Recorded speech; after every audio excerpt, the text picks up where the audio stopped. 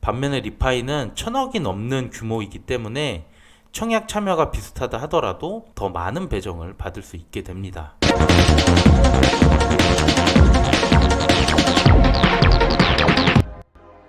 안녕하세요. 집돈버 굿즈입니다. 오늘은 리파인 공모주의 소개를 해드리겠습니다. 다음 주죠. 10월 3주차에 청약하는 공모주 중 가장 많은 물량을 모집하게 되는데요. 얼마나 괜찮은 공모주일지 같이 확인하도록 하겠습니다.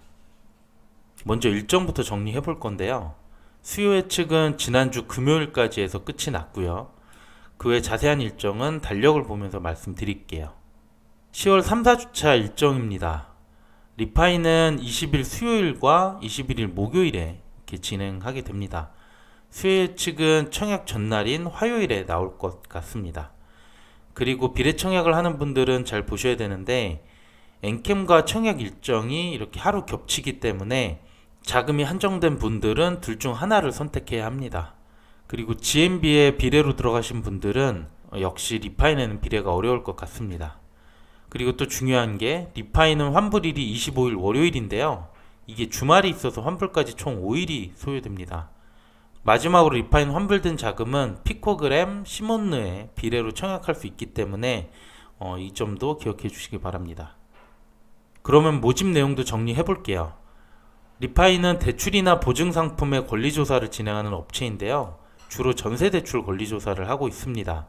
공모 주식수는 총 433만 건이고 그중 25에서 30%를 일반 청약자에게 배정합니다.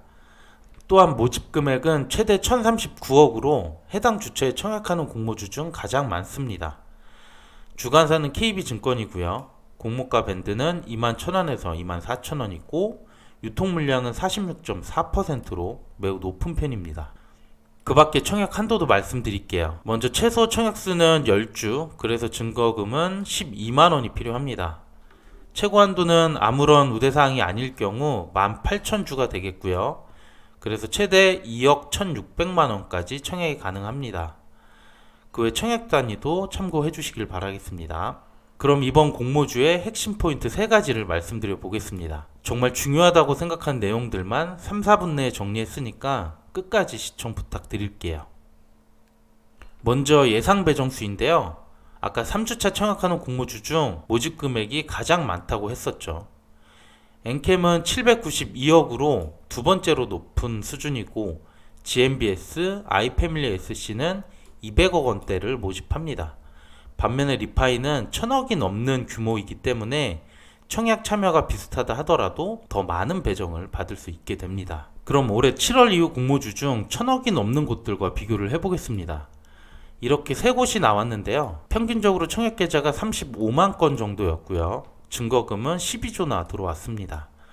그래서 이 평균 정도로 자금이 들어오게 된다라고 하면 균등은 한 주는 기본이고 50% 확률로 두 주까지 받게 되고요. 비례는 한 주 증거금이 2,200만원 정도 예상하고 있습니다. 물론 이들 정도의 수요 예측 결과가 나올 경우를 가정한 거고요. 수요 결과가 나쁘다고 하면 배정 자체는 의미가 없어지겠죠. 두 번째는 유통 가능 물량입니다. 전체 주식수는 1738만 주이고 이 중 유통 물량은 800만 주가 됩니다. 비율로는 46%로 매우 높은 수준인데요. 특히 기존 주주 비중이 23%나 되기 때문에 상장일에 부담이 될 수 있습니다. 그래서 다른 조건들이 매우 좋지 않는 한 큰 수익이 기대되기는 어려울 것 같습니다. 오늘의 하이라이트 기대 수익률입니다. 리파인 같은 경우 비교할 수 있는 업체가 딱히 없을 정도로 시장에서는 거의 유일무이하다고 할 수 있어요. 그래서 저는 공모가 산정 내역을 한번 점검해 봤는데요. 이상했던 점이 유사기업으로 나이스 평가 정보와 SCI 평가 정보가 들어가 있더라고요. 그리고 그 외는 외국 기업이었었어요. 그리고 평균 PER이 28.7배나 나왔습니다. 외국 기업은 그렇다 치고 국내 기업도 PER이 높은 기업들과 비교가 됐습니다. 그래서 두 유사 기업의 주요 사업을 확인해 봤습니다. 나이스나 SCI 모두 신용정보 관련 사업이 전체 매출의 60%를 차지하고 있습니다. 리파인이 권리조사를 진행하는 업체인데 이렇게 CB 전문 기업들과 비교가 된 거죠. 아무리 비교 기업을 찾기 어렵다고 해도 사업의 방향성이나 밸류가 다른데 이렇게 유사 기업으로 선정했다는 것 자체가 저는 잘 이해가 안 됐습니다. 그래서 제가 상장 기업 중에 유사 기업을 좀 찾아보기로 했는데요. 리파인이 부동산 금융상품 사업을 하기 때문에 그나마 부동산 쪽 기업들을 볼 수가 있었고요. 한국토지신탁, 한국자산신탁 등 이런 신탁회사들을 비교해 봤습니다. 이 신탁회사들은 부동산이나 자산에 대한 관리 및 투자를 위탁받아 진행합니다. 물론 리파인과 사업의 유사성이 크지는 않지만 저는 신용평가사와 비교했던 것보다는 유사성이 더 있지 않을까 생각했습니다. 그래서 이 신탁회사들과 실적이나 PER을 비교해 봤는데요. 매출이나 수익 측면에서는 신탁회사들이 월등히 높기는 하지만 영업이익률 그리고 단기 순이익률 측면에서는 유사하게 나오고 있어요.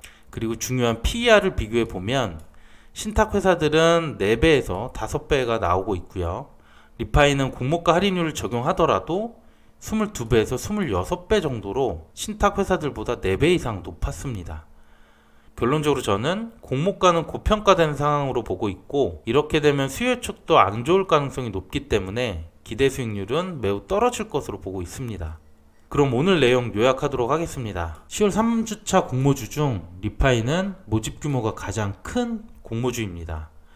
유통 물량은 46.4%로 매우 높고요. 기존 주주 물량이 많다는 게 좀 부담스럽습니다. 공모가 산정 프로세스를 확인한 결과 유사기업 선정에 좀 이상한 점이 있었고, 결론적으로 저는 고평가되었다고 생각을 하고 있고요. 이렇게 되면 저조한 수요 예측 결과 때문에 수익률이 그닥 크지 않을 것으로 예상하고 있습니다. 다음 주에 수요 예측 결과가 나오면 다른 공모주들과 비교해서 다시 영상 올리도록 하겠습니다. 오늘도 내용이 괜찮았다면 구독과 좋아요 꼭 부탁드립니다. 감사합니다.